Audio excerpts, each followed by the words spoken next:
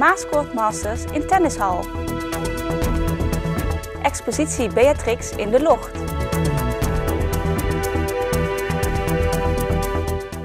Het is vandaag 7 maart, dit is het Pelemaasjournaal. De nachtapotheek van Medisch Centrum Wierhof is voorlopig gered. Onder bemiddeling van Cohesie, het samenwerkingsverband van huisartsen in Noord-Limburg, zijn alle betrokken partijen tot elkaar gekomen. Het gaat hierbij om alle apotheken en apotheekhoudende huisartsen in de regio Venray en om zorgverzekeraar VGZ. Geert Philipsen, directeur van Cohesie, wist overeenstemming te bereiken over de voortgang van de nachtvoorziening in de apotheek. In afwachting van het in ontwikkeling zijnde landelijke beleid blijft Medisch Centrum Wierhof 24 uur beschikbaar. Zodra het landelijk beleid bekend is, zal dit worden besproken en zullen de consequenties voor de regio Venray duidelijk worden. Het kan zijn dat de 24-uur service dan blijft, maar ook kan alsnog blijken dat de service niet in stand kan worden gehouden. In dat geval zullen de partijen gezamenlijk streven naar een passende oplossing. In de hal van tennisschool Maascourt is het deze week een drukte van belang. Het is er een komen en gaan van tennistalenten uit de regio Venray. Komend weekend vinden in de hal de finales van de Maascourt Masters plaats. In de vernieuwde tennishal in Vlakwater is sinds enkele maanden een centrum voor regionaal tennistalent gevestigd. Maascourt is een prestatiegerichte tennisschool. De school verzorgt met 19 trainers voor 24 verenigingen, onder meer club- en selectietrainingen. De meeste spelers komen uit de regio Venray. Maar er zijn ook wel wat spelers uit Oost-Brabant die bij ons trainen. En ook een enkele speler uit Duitsland die bij ons net over de grens die bij ons actief zijn. Ja, je stipt al aan, de vestiging hier in Venray. Ben je er tevreden over? Ja, we zijn er hartstikke tevreden over. Dat we nou echt een eigen honk hebben, zeg maar. We hebben in het verleden altijd tennisbanen gehuurd bij andere tennishallen. En nu kunnen we eigenlijk onafhankelijk van andere tennishallen kunnen we nou gewoon in ons eigen tennishal ons eigen plan trekken. En dat is mooi. De Maascourt Masters kunnen gezien worden als de clubkampioenschappen van de tennisschool. En dat doen spelers mee uit de hele regio, vanaf Roermond tot Kuik en Deurne en eigenlijk alles wat er tussenin zit. En we hebben ongeveer 120 deelnemers en het is bijna alleen maar prestatieve jeugd, zeg maar. En dan gaat het over verschillende klasses, neem ik aan. Het gaat over 3 klasses, future klassen, zowel bij de jongens als bij de meisjes. En we spelen dan van speelsterkte 9 tot en met 7,5 ongeveer. En die rating die ertussen zit, zeg maar. En dan heb je de challenger klasse is van 7,5 tot en met 5,5. En de profklasse is van 5,5 tot en met 0 eigenlijk. Het hoogste wat we hebben is volgens mij 2,5 volgens mij, geloof ik. En dan zijn van de week zijn de poolwedstrijden en het weekend zijn de finales? Ja, vanaf zaterdag begint het afvalschema. Dus 2 gaan er door per pool en dan komen die in kruisfinales tegen elkaar uit. En uiteindelijk zijn zondag de halve finales en de finales. Ja, en hier komen eigenlijk alle talenten van de tennisschool in actie. Ja, in ieder geval alle prestatieve talenten. En ja, er zijn natuurlijk ook mensen die bij de tennisschool trainen die meer voor plezier spelen. Maar die mogen ook natuurlijk meedoen. Maar die zullen waarschijnlijk, meestal komen die niet zo ver in het toernooi.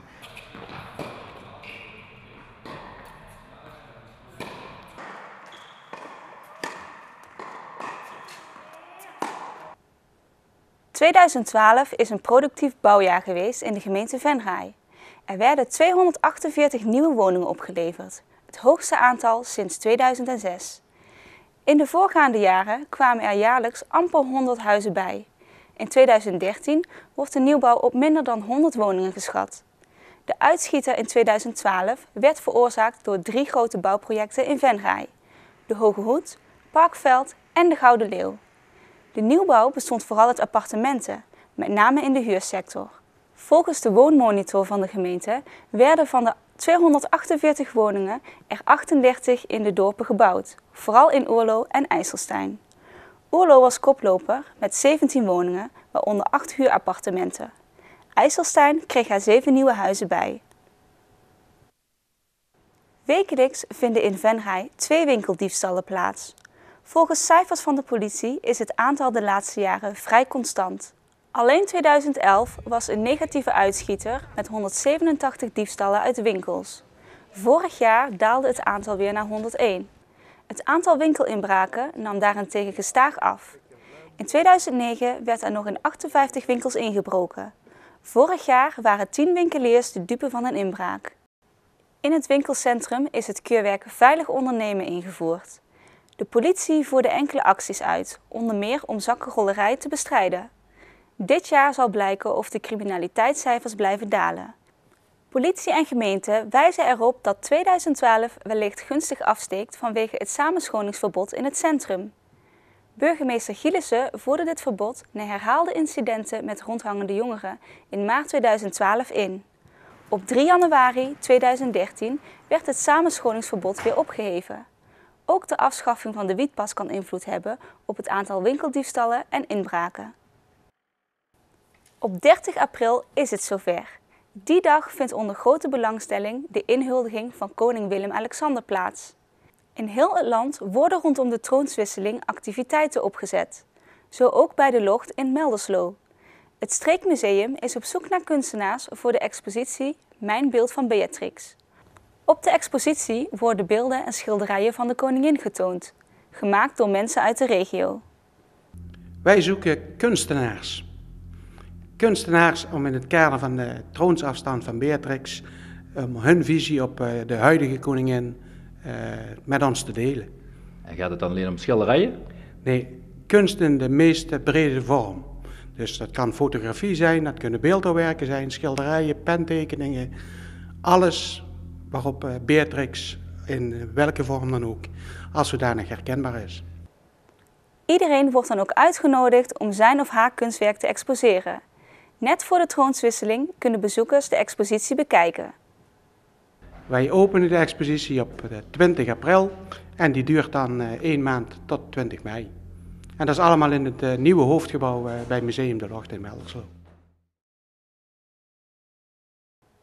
Tot zover dit Belemaasjournaal. Tips kunt u mailen naar de redactie. Deze uitzending wordt herhaald tot en met vrijdag 12 uur 's middags. Vrijdagavond om 7 uur is er weer een nieuwsjournaal. Weer of geen weer, bij ons is het altijd vakantieweer. Met veel bewolking is er vannacht kans op regen en het zal niet kouder worden dan 7 graden. Ook overdag is er bewolking met enkele opklaringen, maar ook kans op een bui. Als de zon schijnt loopt het kwik op naar 15 graden en waait er een matige wind. Ik wens u nog een fijne avond. Tot de volgende keer.